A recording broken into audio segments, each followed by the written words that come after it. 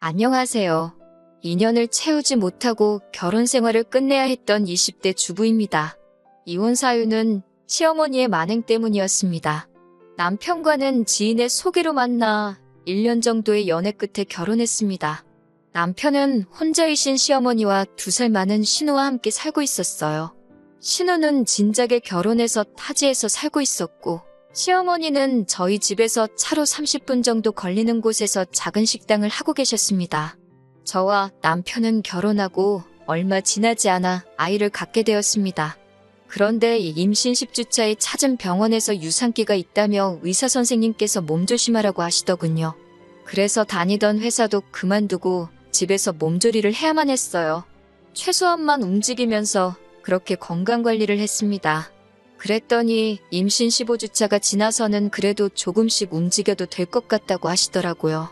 그때부터는 저도 동네도 살살 돌아다니고 그랬는데 그 소식을 들은 시어머니께서 그럼 하루에 1~2시간이라도 가게에 나오는 게 어떻겠냐고 물으셨습니다. 손님 없는 시간에 나와서 당신 말동무라도 좀 해달라 하시더군요.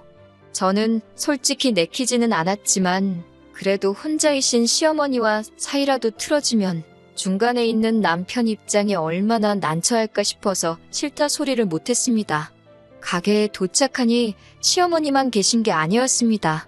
주방일 봐주시는 이모님도 계셨고 옆에 위치한 이불가게 주인이라는 아주머니도 계셨습니다. 한 일주일 정도를 가서 느낀 건 늘 그렇게 손님이 없는 시간에는 삼삼오오 모여서 수다를 떨며 시간을 보내시는 것 같았습니다. 수다의 대부분 내용은 가게에 오는 손님들 험담이나 카더라 통신이었는데 어느 순간부터 제가 주제가 되더라고요. 그러다 결정적으로 제가 가게에 더는 가지 않겠다 마음먹게 된 사건이 있었습니다. 그날 유난히 다리도 저리고 몸이 피곤해서 얼른 2시간만 지나면 집에 가야지 생각하고 있었어요. 그런데 시어머니가 뜬금없이 저에게 걷는 폼이 어정쩡한 게 아무래도 뱃속에 애가 어떻게 된 거 아니냐, 대수롭지 않게 여기다 아픈 애 낳는다는 둥 재수없는 말씀만 골라서 하시는 거예요. 그러자 옆에 계시던 아주머니들도 어머어머하며 동조를 하시더라고요. 그러자 점점 어깨에 힘이 실린 시어머니께서 그러지 말고 당장 병원에 가보라고 그러시는 거예요. 떨떠름하게 우선 넘기기엔 기분도 나쁘고 찝찝하고 결국 그 다음 날 아침 남편과 함께 바로 병원에 갔어요. 병원에서는 걸음걸이로 그걸 어떻게 알 수 있겠냐며 아무 일도 없으니 걱정하지 말라고 하더군요. 그러면서 최대한 스트레스를 받지 않도록 조심하라고 했어요. 시어머니야, 저를 걱정해서 하신 말씀인지는 몰라도 아직 태어나지도 않은 애한테 악담이나 다름없는 말들을 하신 게 너무 상처가 되었습니다. 결국 저는 남편과 상의 끝에 당분간 가게에는 가지 않게 되었고요. 사실 제가 단지 시어머니가 찝찝한 말씀 한번 하셨다고 안 가겠다고 그런 건 아니었어요. 불같은 성격의 남편에게 이야기했다 일이 커질까봐 말은 못했지만 가게에서 제가 하는 행동마다 의미를 부여하시는 것도 너무 짜증났거든요. 과일을 많이 먹는 걸 보니 아들인가 보다, 이 시간에 하품하는 걸 보니 딸인가 보다 이런 말도 듣기 싫었고요. 처음에는 말동무나 하라 하시더니 저에겐 마늘가라, 컵닦아라 등등 자빌시켜놓고 동네 아주머니들하고 잡담하시는 것도 보기 싫었습니다. 그래도 저 때문에 시어머니와 남편 사이 틀어질까봐 구구절절 말은 안 했던 건데 급기야 며칠 전 시어머니께서 전화를 걸어오셨습니다. 말씀하시기를 시어미는 바빠서 집에도 못 들어가고 차에서 자고 그러는데 며느리라는 게 전화 한 통 없고 와서 얼굴 비추는 일도 없다며 서럽다고 울고 난리시더라고요. 저도 이때는 가만히 있으면 정말 저만 못된 며느리 되겠다 싶어서 남편에게 그동안 있었던 일을 전부 다 털어놓았습니다. 결국 남편이 다시 시어머니께 전화를 걸어 정말 생난리를 치면서 상황이 일단락 되기는 했네요. 그리고는 한동안 시어머니와 저희 사이에 평화가 찾아왔습니다. 시어머니도 저를 딱히 부르지 않으셨고 남편도 굳이 인사를 드리러 가자든가 라는 말로 제 속을 긁지 않았어요. 필요한 말만 하고 챙겨야 할 것만 챙기면서 어느 정도 거리를 두니 숨쉴만 하더라고요. 그렇게 이윽고 출산에 가까워졌습니다. 그날은 남편과 저녁 식사, 소화도 시킬 겸 산책에 나갔습니다. 한 30분 정도 걷고 나서 슬슬 집에 들어가자 하는데 갑자기 양수가 터져버렸어요.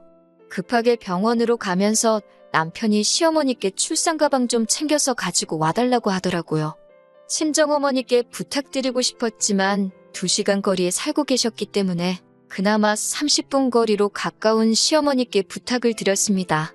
그러자 시어머니는 출산 가방도 안 챙겨놨냐며 전화기 밖으로 들릴 만큼 짜증을 부리시더라고요.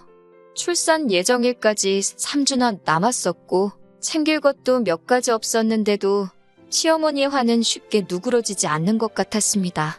그렇게 병원에 도착해 남편과 가족분만실에 있었습니다. 간호사에게 아무도 들여보내지 말아달라고 부탁을 했지만 어떤 이유에서인지 2시간쯤 지나고 나서 도착한 시어머니가 보란듯이 가족분만실에 들어와 계셨습니다.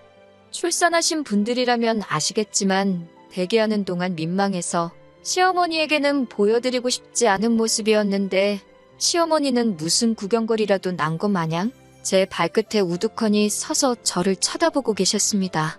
마치 동물원의 원숭이라도 된 기분이었어요. 그렇게 새벽 5시부터 오후 1시가 되도록 죽을 만큼 진통은 오는데 도저히 애기 머리만 조금 보일 뿐 나올 생각을 안 하더라고요. 얼마나 힘을 썼는지 더는 힘도 못 주겠고 숨도 못 쉬겠고 이러다 죽는 거 아닌가 싶었습니다. 저는 의사 선생님께 제발 수술해달라고 사정을 했어요.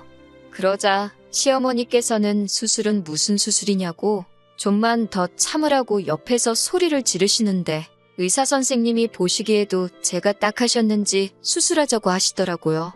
그렇게 제왕절개로 딸을 낳았습니다.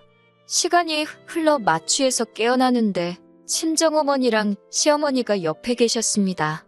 시어머니는 수고했다는 말은커녕 그거 좀만 참으면 돈도 덜 나오고 좀 좋냐면서 인내심이 그렇게 없어서 어떻게 사냐고 혀를 차시더군요. 그런 시어머니를 보고 저희 친정어머니께서 결국 무슨 말씀을 그렇게 하시냐고 고생했단 소리부터 하셔야 하는 거 아니냐고 쏴 붙이시더군요. 저희 친정어머니도 한 성격 하시거든요. 친정어머니는 딸하고 둘이 이야기 좀 하게 나가달라며 시어머니를 방에서 내보내셨습니다. 시어머니가 방을 나서자 친정어머니가 평소에 어떤 대접을 받고 사는 거냐며 저더러 기죽지 말고 할 말 똑바로 하고 살라고 하셨습니다. 그러면서 너무 고생했다, 수고했다 하시더라고요. 그리고 한 2시간쯤 있다 친정어머니는 내일 다시 오시겠다며 먼저 자리를 떠나셨습니다. 친정아버지도 병원에 입원 중이셨거든요. 그런데 문제는 남편도 안 보이는 거예요.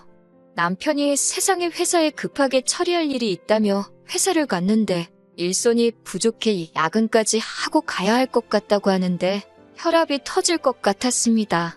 산모 패드도 갈아야 하는데라고 말하자 시어머니께 부탁하라고 하더군요. 같은 여자끼리인데 뭐 어떠냐면서요. 제가 남편에게 당신 수술했는데 우리 아버지가 당신 소변 받아주면 기분 어떻겠냐고 하자 그제서야 이해가 됐는지 자기가 생각이 짧았다고 미안하다고 했습니다. 산후조리도 시어머니가 당신이 해준다고 하시면서 시댁으로 오라고 하시더라고요. 뭐하러 헛돈을 쓰냐면서 당신한테 100만 원 주면 인류 산후조리원보다 더 잘해준다고요. 평소라면 남편 입장을 생각해서 참았겠지만 더는 그렇게 살지 않기로 친정어머니랑 약속했으니 할 말은 해야겠더군요.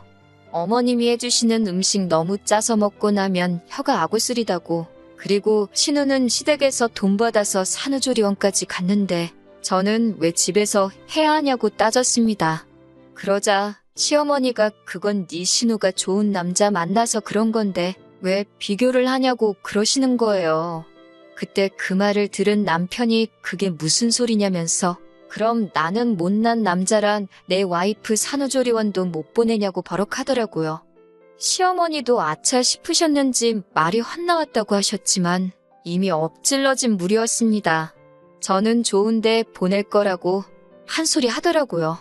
그러자 시어머니는 결국 꿀먹은 벙어리가 되시더니 니들 맘대로 하고 싶은 대로 하라고 하셨습니다. 그때는 남편이 정말 내 편이라는 생각에 마음이 든든했습니다.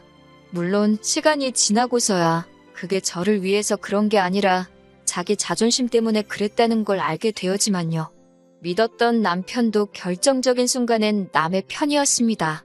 아이를 낳고 3개월쯤 지났을 무렵이었습니다. 시어머니의 생신이라 신혼회까지 해서 시댁에 모였습니다. 지난 생신 때는 외식을 했기에 이번에도 그럴 줄 알았는데 이번엔 굳이 집으로 오라고 하시더라고요. 3개월 된 딸을 모유 수유하고 있었기에 생신상 차리다 애기 울면 맘마주고 다시 애기 잠들면 또 가서 도와드리기를 반복하고 있었습니다. 그런데 저희 딸이 낮에 잘 안 자거든요. 결국 시댁이라고 TV 앞에만 죽치고 있는 남편한테 애 좀 보라고 했습니다. 그러자 자기가 주말에도 일을 해야 하는 거냐며 투덜거리더라고요. 그럼 자기 딸인데 자기가 봐야지 누가 보냐고 제가 물었더니 계속 궁시렁거렸습니다. 그래서 그럼 당신이 가서 어머님 생신상 차리라고 내가 애 본다고 하니까 그제서야 군말 없이 얘기를 보더라고요. 그런데 시어머니가 제가 수저랑 젓가락을 놓는데 그걸 반대로 놨다며 나이 먹을 만큼 먹고 그런 것도 못하냐고 한 소리 하시더라고요. 실수한 거야. 제가 잘못한 거지만 다른 가족들도 있는데 큰 소리로 무안을 주시니 속상하더라고요. 그런데 그런 저를 시어머니는 계속해서 궁지로 몰아넣듯 이런 기본적인 것도 못하니까 우리 아들이 말라간다면서 애는 제대로 키우겠냐고 또 한마디 하시더라고요. 있는 대로 마음이 상한 상태로 밥을 먹으니 식사가 코로 넘어가는지 입으로 넘어가는지 알 수가 없었어요. 얼른 먹고 치우고 집에 가자라는 생각으로 꾹꾹 눌러 참고 있었습니다. 밥을 다 먹고 온 식구들이 TV 앞으로 이동을 하더라고요. 저도 가려고 하니까 과일 좀 가져오라고 하시기에 포도 몇 송이를 씻었습니다. 거실 티테이블에 올려놓고 엉덩이 좀 붙이려고 하는데 시어머니가 가서 설거지부터 하라고 하시더군요. 신우랑 남편은 들은 척도 안 하고 있고 설움이 복받쳐 올라왔습니다. 그래도 시어머니 생신인데 큰소리 내기 싫어서 참으려고 했는데 갑자기 딸이 울더라고요. 그러자 시어머니가 저희 딸을 보면서 효녀났네 그러시는 거예요. 지 엄마 일할까봐 울어제낀다면서요. 그 소리를 듣는데 정말 뚜껑이 열리는 기분이었습니다.